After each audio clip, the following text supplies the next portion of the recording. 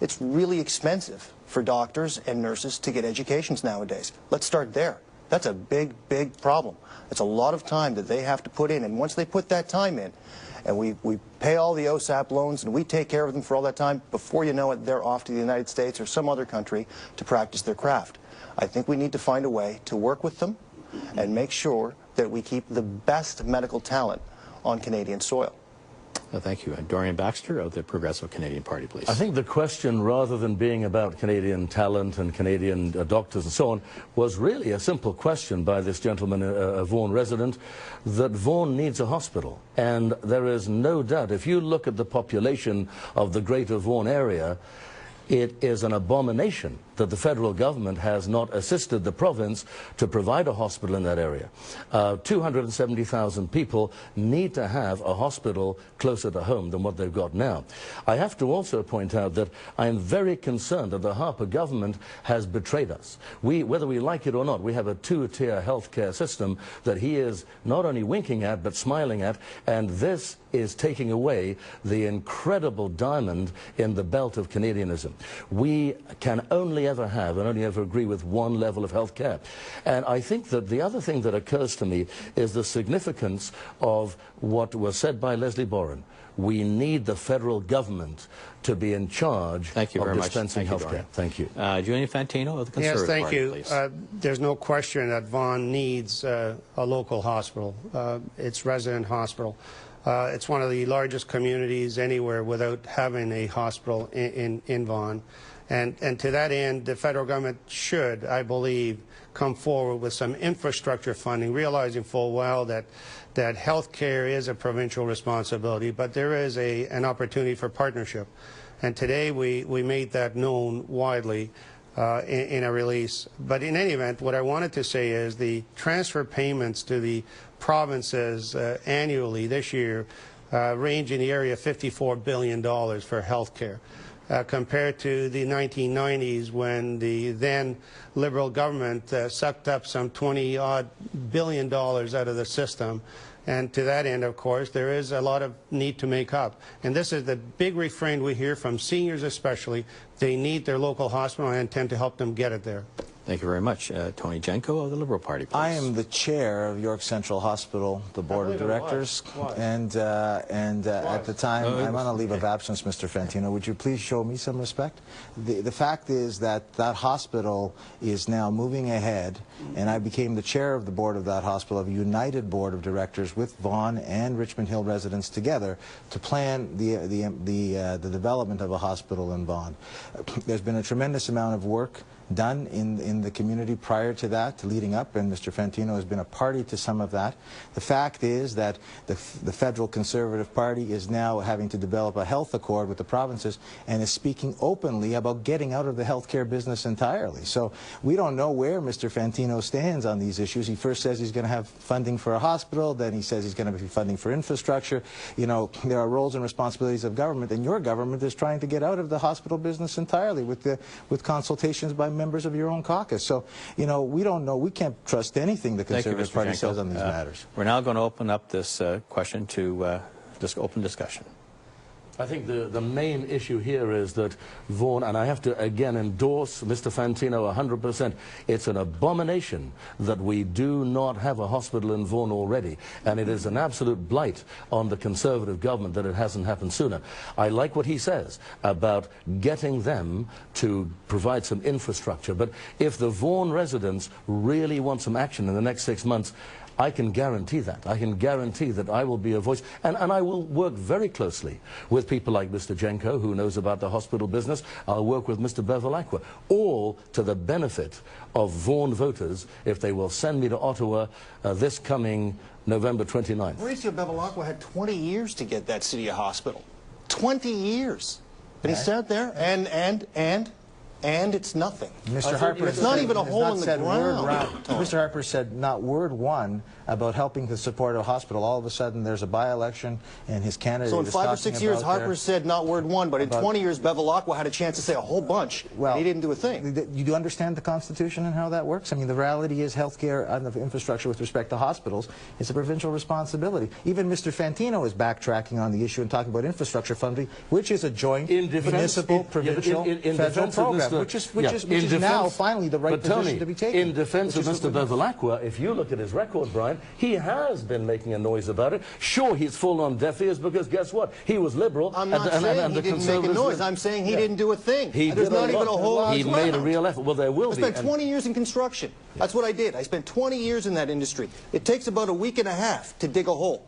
But I think that's where it starts. The question they haven't is, even dug a hole. Before we get off topic, don't say conservative, liberal. It's nobody's fault. Before we get off topic, the big issue is Vaughan needs a hospital, and I'll tell you, I will make sure they get that hospital. There's no question about that. Any interest in this hospital? Well, it seems to me that the provincial government hasn't shown much interest either. Absolutely, excuse me, in Ottawa, we're already almost on a capital plan right now for a hospital. I know. I'm on the board of directors of the hospital. I've been chair of the board, Mr. Fenton. With the greatest of respect, how can you tell the truth. How can you then explain a $12 million deficit that you're running there? We're not running it. We got PCOP funding today. $12 million came from the government. And what about all these bonuses that are going out to senior staff? But you know something? Bottom line is, you know, Elvis Presley had a song and he said, a little less conversation, a little more action, please. We have lots of action. Guarantee lots of Vaughan voters, they'll get action from you. Need a hospital, I'll make sure you get it. Neither one of these guys is going to deliver a hospital. No question. Neither one is going to deliver a hospital. Read my lips. Unless someone can act with autonomy it worked well for George and Bush. work towards getting this hospital, they can actually do something about it, right? We're going to be nowhere. We're going to be right where we are right now going, he said, he said, he said. 22 years of maybe it's going to come, 6 years of not one word. A great philosopher said, the heart may conceive and the head devise in vain if the hand be not prompt to carry out the design. I will carry out the design for Vaughan residents, and I can promise you that. I should have ended the discussion on the Elvis quote. Good spot. Candidates, we're going to move to the next question here again, and this one's going to go to Claudia when we come back to it. Oh, sorry, Leslie Boring, my mistake, sorry. The Prime Minister recently said the combat mission in Afghanistan will end next year. But from 2011 to 2014, as Afghan security takes over, Canada will assist the Afghan people build a stronger future. This assistance will be in the form of aid, development, and military training centered in Kabul. Do you agree with this initiative? Well, I don't agree with saying the combat role is going to end. Any foreigner in Afghanistan, when he's on that soil, he's in a combat mission, no matter, whether he likes it or not. If they want to train people, why don't they ship them to Canada? We can train them here and we ship them back. They don't really appreciate having foreigners on their soil. And until we're gone, there won't be much peace there. They'll have to sort their own business out. Okay, thank you. Thank you. Paulo Fabrizio, the Libertarian Party, please. I feel quite the same way. I don't feel we should be there at all. If they want to come over here and we train them here, that's one thing. Our veterans are suffering. There's a lot of problems going on right now. They're losing husbands and wives and loved ones, and then they have to fight with the Harper government to try and get their pension or to try and get some kind of grievance. And now, to top it all off, they get hit with a widow tax. So I can't believe the disrespect our soldiers are getting. So let's just get them out of there. Let's bring them home. Okay, thank you. Brian Jadan of the United Party, please.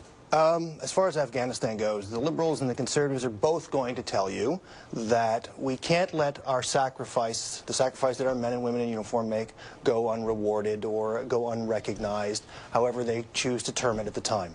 The bottom line is, it's the sacrifice of those men and women. It's the sacrifice of the parents, the families, the cousins, the brothers, the sisters of those families. And quite frankly, I'm quite sure they're tired.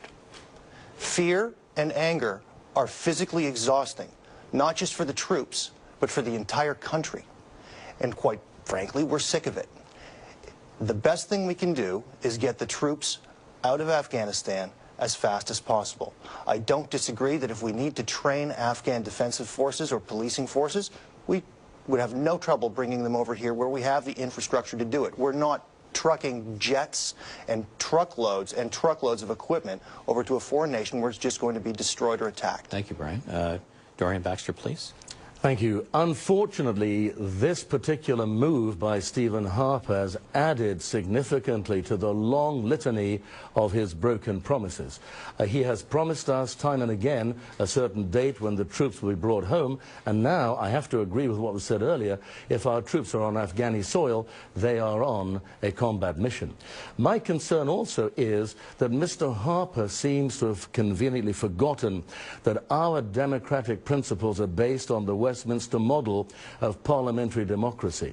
This means that the leader of the country consults Parliament. He did that when he took over from the Liberals, and he extended the length of time. But under the Liberals, we were in a much safer area. They cared much more for the lives of our soldiers. We've had 146 of them die under the Harper regime, only 8 under the Liberals. And that's a total of 156, and that's 156 too many. The PC party wants them home where they belong. Julian Fantino, Conservative Party. In favor of the extended stay in a non-combat role.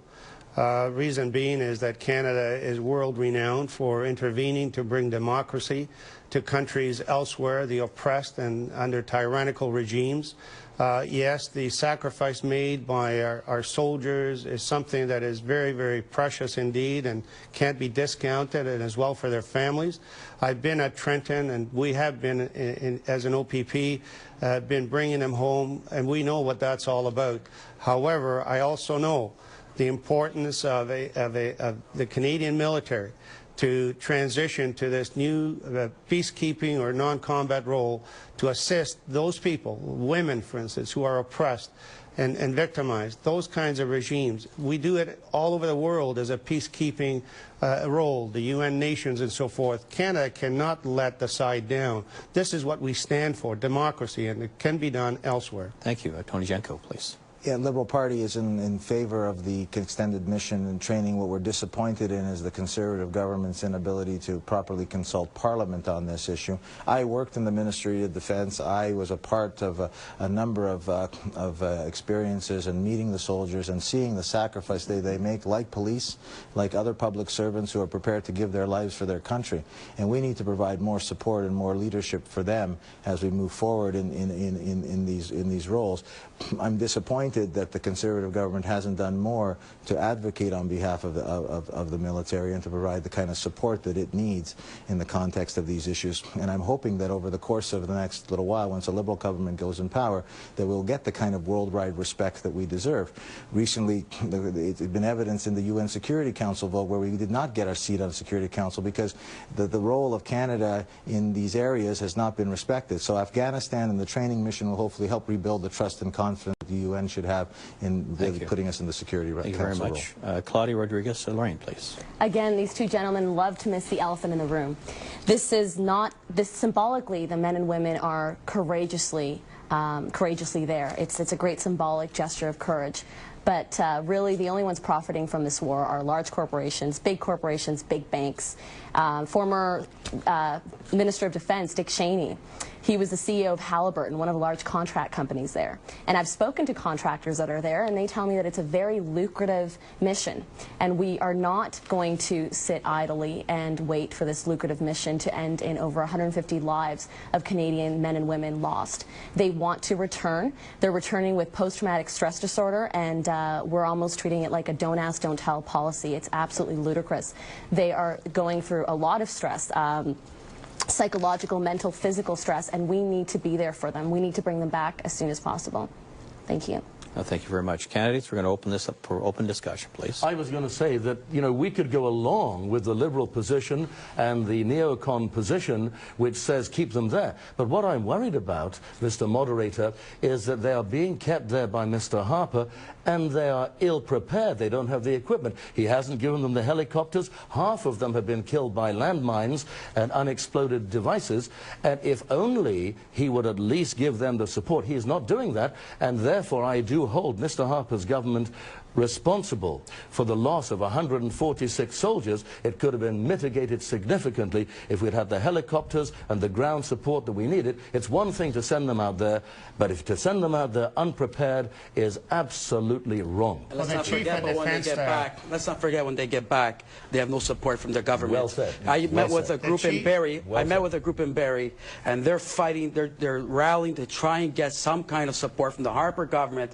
The soldiers are coming back. There's no support. The widows are fighting for a pension. Well said. Here, here. And then they finally get a pension. They get taxed on it. I mean, come on. We're sending these guys over there to die, and we're not even showing them proper respect.